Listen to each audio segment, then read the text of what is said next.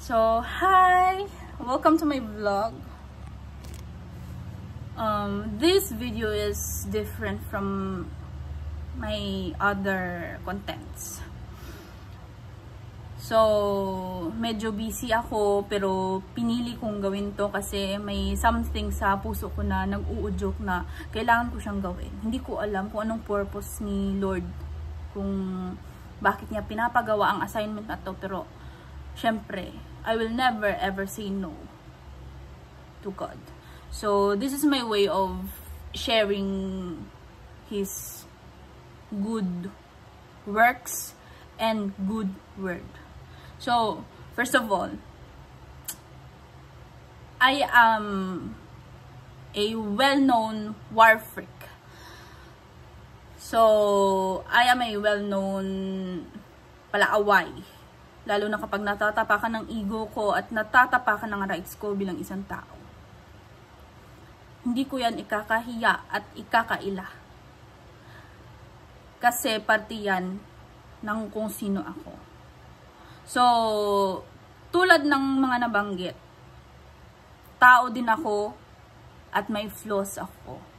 So, idadagdag natin yan, yung flaws ko bilang isang tao na kapag may mga misfortune, mga negativity na nangyayari sa buhay ko, magagalit ako, magdaramdam, magsi-self-pity. Okay. To the point na itanong ko sa Panginoon, Lord, ano bang nagawa ko sa iyo? Bakit hinahayaan mo ang mga bagay na to na mangyari sa akin? Yung isa pang question, Lord, hindi kaya nagkamali ka lang na ginawa mo ako tapos binigay mo ako sa mga magulang ko? Like, look at my parents. Akong pride and joy nila kasi eldest ako tapos disappointment ako sa kanila. Like, it hurts. Ang sakit. Bakit may mga bagay na nangyari sa akin na hindi naman ako pinalaking ganun. Hindi naman ako tinuruan na maging ganun. Pero, naging ganun pa din ako. Like, how? Okay. Third question. Lord, mahal mo ba ako? Fourth question. Lord, bakit parang unfair pagdating sa akin? Kasi nga, nagsiself-pity ako. Kasi maraming negativity na nangyayari sa buhay ko. So, ayun na nga.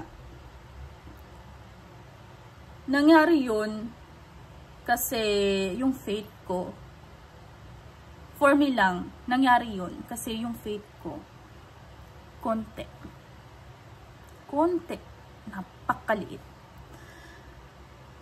Konting dot-dot, gas-gas agad, tulad sa akin, konting sakuna sa buhay, nagagalit agad sa Panginoon. Right? Then, dumating ako sa punto na na-depress ako. Kasi, nakikita ko sa sarili ko. Like, parang wala naman akong nagawang maganda para sa akin, para sa sarili ko, at para sa ibang tao. Parang hindi ko ramdam na worth it ako ng opportunities. Like, minsan, yung mga bagay na gusto kong gawin, lumalayo sa akin. To the point na, naku-question ko yung worth ko bilang isang tao. Yung mga gusto kong bagay na pinagpipray ko, hindi nangyayari. Hindi dumarating sa buhay ko. Bagkus, ang dumarating yung kabaliktaran. Tapos, nakakatampo. Kasi, yung mga bagay na gusto mo, binigay sa iba. To the point na, kahit hindi ko magawang manakit ng iba dahil sa insecurity ko, yung sarili ko ang sinasaktan ko. Tinotorture ko siya kasi, hala, bakit? Sino ba ako? Bakit ganito ako? Then, ang pinaka biggest pain sa sa akin na nangyari sa akin yung nag-college ako. Yung supposed to be gagraduate ako, kung hindi man on time, at least 1 year later dahil sa thesis and mga mga bagay-bagay na kulang. So meron akong mga failures na major subjects. So I can re-enroll or retake it anytime if I want. Pero pinili kong mag-stop. And ayun, nag-shift, pero back to zero. Mag-uumpisa ako sa simula. And it hurts na una-una okay lang, maayos lang kasi okay, mahal ko yung yung department ko. Mahal ko yung mga tao, mahal ko yung faculty. Sobrang taas ng respeto ko sa kanila. And they protected me, they loved me too, alam ko. Kasi ramdam ko yung care nila sa akin sa sa department. So nung time na na nasa trabaho ako para sa OJT1 ko, kondisyon yung katawan ko, yung puso ko, yung utak ko, na ayos lang, tanggap ko ang totoo na mauuna sila kaysa sa akin. Kaya lang nung time na nandun ako sa likod, nagme-merienda ako, kasama ko yung ibang nag-OJT1 din. Tapos, patapos ng program, naiyak ako. Then, dun ko na-realize na wow, another negative na naman na nangyari sa akin. Like, kung hindi sana ako ganito, yung nagsa-self-pity na naman ako. So ayun, nadamay na naman si Lord. Sabi ko na naman, Lord, bakit hinayaan mo akong maging ganito? Lord, sana inalalayan mo ako. Lord, sana prinotektahan mo ako. Alam nyo, na-realize ko, after everything that happened, yung faith ko na kasing liit ng munggo, hindi ko alam lumalaki. Hindi man kasing laki ng kamao ko, at least alam kong lumalaki. You know what? After everything na nangyari sa buhay ko, sa simula't simula, sa teenage years ko, sa early adulthood ko, na-realize ko na everything happens for a reason. So, yung lahat ng mga yon, nangyari yon para turuan akong magpakatatag kasi mas malaki ang nakalaan para sa akin sa hinaharap. Siyempre, kapag mas malaki ang future mo, mas marami kang kakaharapin. So, na-realize ko na blessing yun. And at the same time, redirection and protection para sa mga bagay na hindi ko nakikita. Hindi saklaw ng paningin, pandinig, at pakiramdam ko bilang isang tao. Hindi saklaw ng kaalaman ko bilang isang tao ang mga bagay-bagay na yun. So, na-realize ko na totoo nga, everything happens for a reason. So, babasahin kong Bible verses na to. Ecclesiastes chapter 3 verse 1. There is a time for everything and a season for every activity under the heavens. And for our second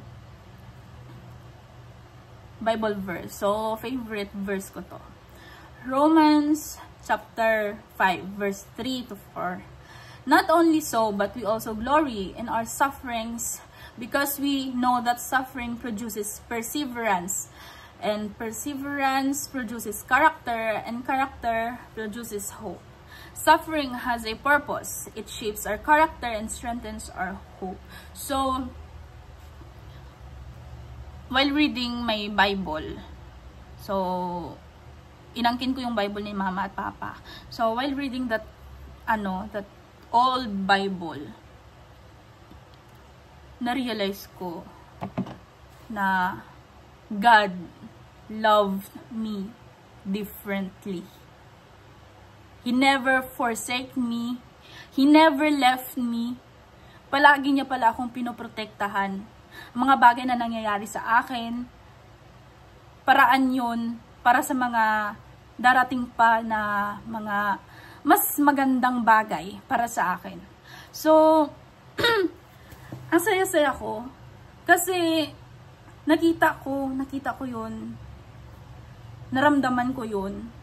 So, ang pakiramdam ko kahit wala akong pera, ang yaman-yaman ko kasi I have God supporting me in every step that I take. So, ayun, lately na pangyayari sa buhay ko. Yes, it's a bit shaky, painful, very problematic. But for me, it's okay kasi tulad ng lately, may mga problems ako. Pero alam nyo, every time na magsasabi ako ng prayer ko, hindi man agaran pero may darating. And always, na-realize ko, always may dumarating para i-save ako kung hindi ko na kaya. Always may dumarating na tulong para i-save ako kung hindi ko na kaya yung mga nangyayari sa akin. Kung hindi ko na kaya yung mga pagsubok. So, ngayon, hindi ko na tinatanong ng mga ganong klaseng tanong ang Panginoon. Kasi alam nyo, mahal niya ako. Sa kabila ng imperfections ko, sa kabila ng lahat-lahat, mahal ako ng Panginoon. Just the way I am. Hindi niya ako iniwan, hindi niya ako kinalimutan o tinalikuran man lang. Yung depression ko, yes, sometimes nagkaka-anxiety attack ako. Yung depression ko, hindi ko alam, pero parang di ko naramdam. I'm okay. I'm good. And alam ko na sa kabila ng lahat ng negativity na nangyayari sa buhay ko at sa buhay ng kapwa ko tao, sa huli, magiging okay lang ang lahat. Every time you say your prayers, every time na sabihin mong prayers mo, may miracles sa bawat salita. Yun lang. Hindi ko alam kung gaano ka deep. Siguro hindi pa deep talaga yung mga salita ko. Pero I hope na sa mga makakapanood ng full video na to, ma-realize nyo na ang mga pagsubok sa buhay, redirection, protection, at pagmamahal yan ng Panginoon. So, ayun lang. God bless everyone.